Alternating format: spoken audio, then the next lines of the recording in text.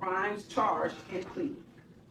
The first count of the indictment charges the offense of conspiracy to commit first-degree murder.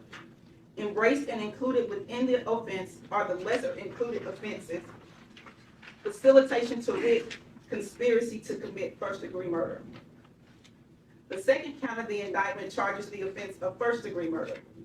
Embraced and included within the offense are the lesser included offenses of second-degree murder, facilitation to wit, first-degree murder, facilitation to wit, second-degree murder, voluntary manslaughter, aggravated assault, facilitation to wit, voluntary manslaughter, facilitation to wit, aggravated assault, simple assault, facilitation to wit, simple assault.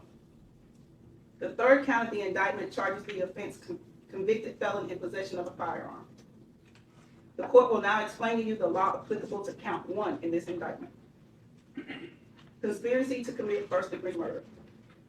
Any person who conspires to commit an offense is guilty of a crime.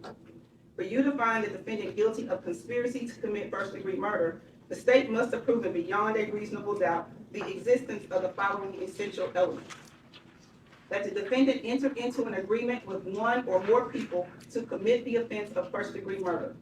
It is not necessary that the object of the agreement be attained, and that each of the parties to the conspiracy had the intent to commit the offense of first-degree murder, and that each party acting for the purpose of promoting or facilitating the commission of the offense of first-degree murder agreed that one or more of them would engage in conduct which constitutes the offense of first-degree murder, and that one of the parties to the conspiracy committed an overt act in furtherance of the conspiracy.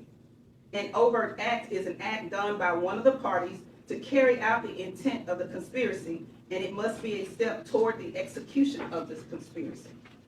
Intent means that a person acts intentionally when it is the person's conscious objective or desire to cause the death of the alleged victim. Conspiracy is a continuing course of conduct which terminates when the objectives of the conspiracy are completed, or the agreement that they be completed is abandoned by the person and by those with whom the person conspires. The objectives of the conspiracy include, but are not limited to, escape from the offense, distribution of the proceeds of the offense, and measures, other than silence, for concealing the crime or obstructing justice in relation to it. Abandonment of a conspiracy is presumed if neither the person nor anyone with whom the person conspired does any overt act in pursuance of the conspiracy during the applicable period of limitation. If an individual abandons the agreement, the conspiracy is terminated